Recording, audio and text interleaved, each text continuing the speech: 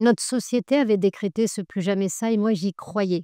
C'était ma façon d'être au monde et cette façon d'être au monde, elle s'effondre le 7 octobre. Que tout un espace mental et humain qui avait vécu la Shoah ne reconnaisse pas ce qui se passe, se crève les yeux et choisit de haïr la victime, ça, je peux pas l'accepter, ça, je peux pas le pardonner parce que je peux pas laisser grandir mes enfants dans ce monde-là. C'est un monde mortifère. On n'a pas le droit. Et les gens qui ne se battent pas sur ces questions-là, je ne suis pas prêt à le leur pardonner.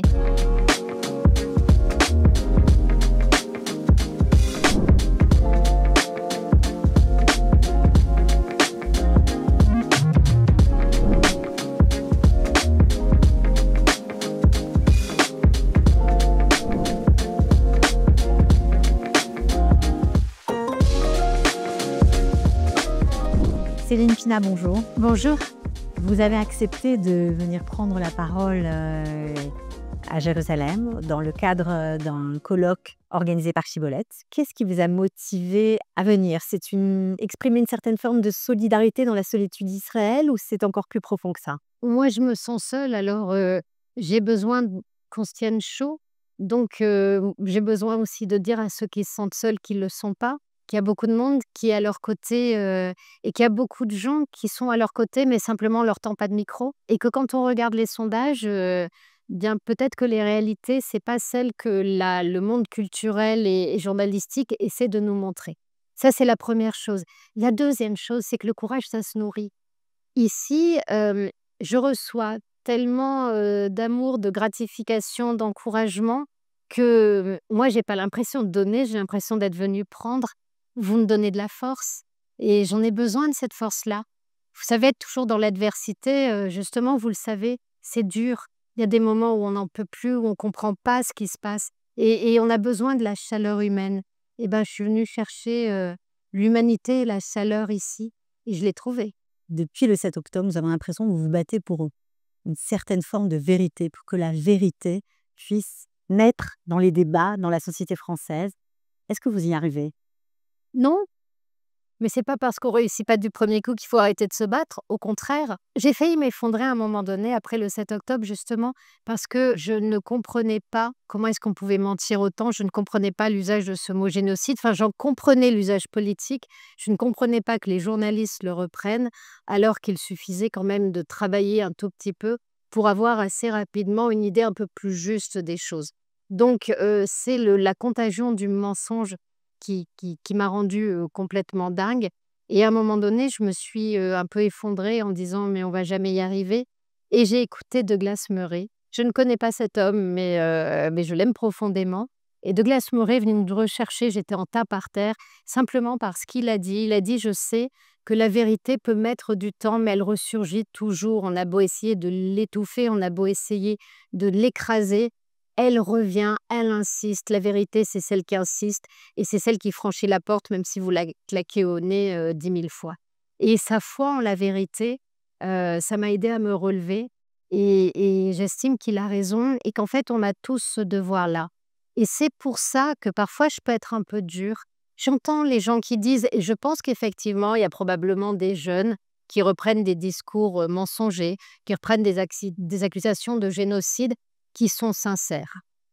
En revanche, les journalistes qui font ça, soit ils sont incompétents, mais ils ne peuvent pas être sincères. Ils sont menteurs, ils sont au service d'une idéologie, ils sont au service d'une puissance et en tout cas, ils ne respectent pas leur métier. Mais ceci dit, ça fait très longtemps qu'ils ne respectent pas leur métier. Imaginez-vous, nous dans nos journaux, on a des pages dans lesquelles des journalistes analysent les fake news et donc ils se donnent une obligation soi-disant de vérité dans ces pages-là. Le reste du journal, alors c'est quoi?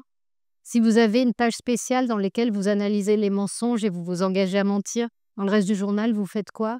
C'est open space? En gros, on nous vend aujourd'hui comme un surcroît de travail journalistique le débunkage de fake news donné par d'autres journalistes, comme si finalement un journal ne devait pas être avant tout cela. Non, maintenant il y a des rubriques pour dire vrai.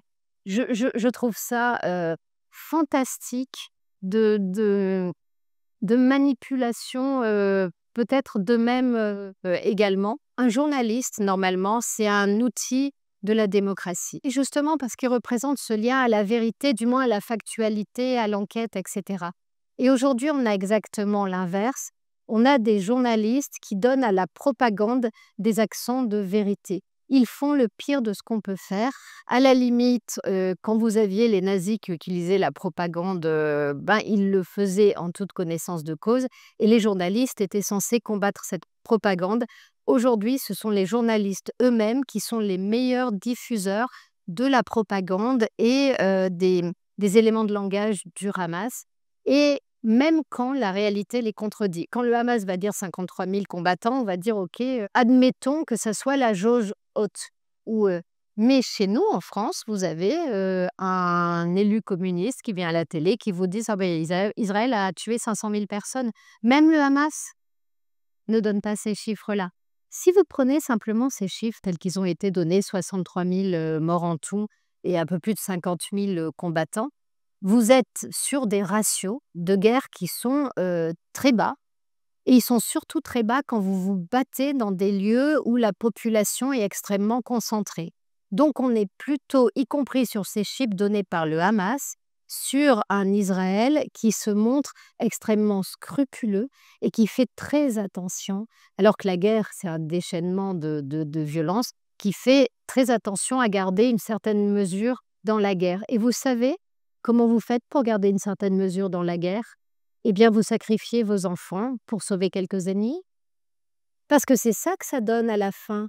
Quand vous devez être mesuré, eh bien, vous allez plus exposer vos soldats.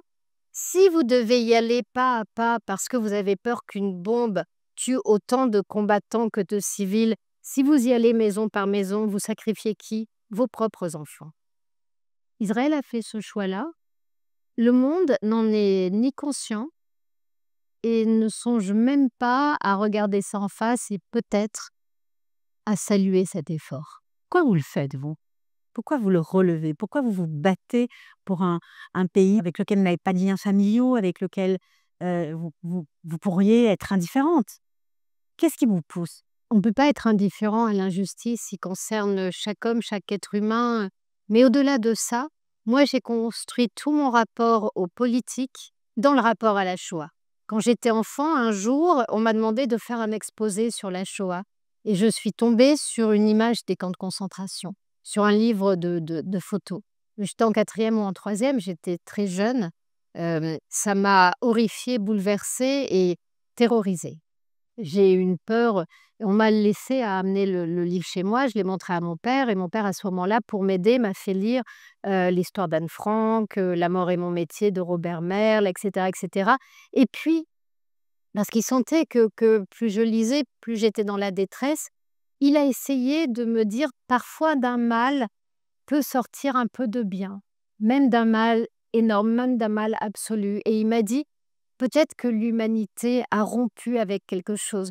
Peut-être qu'il y a une barbarie, une inhumanité qui ne viendra plus jamais. Peut-être que tu peux retrouver l'amour de l'autre dans le plus jamais ça. Et il m'a dit, la Shoah n'est pas une fin. Le peuple juif a su réagir, il a un foyer aujourd'hui, il n'est pas sombré dans la haine. L'être humain a combattu ça, il a pris conscience d'eux, bref. Je pourrais vous mettre plein de mots. Le monde que mon père avait reconstruit dans le dialogue qu'on avait eu, dans lequel l'homme avait peut-être le mal en lui, mais il pouvait le combattre, il pouvait s'élever. Et notre société avait décrété ce plus jamais ça, et moi j'y croyais. C'était ma façon d'être au monde, et cette façon d'être au monde, elle s'effondre le 7 octobre. Et le retour de la barbarie encore. Peut-être qu'en ayant vieilli, je pouvais le comprendre, parce qu'on finit par comprendre que malheureusement, c'est une donnée anthropologique.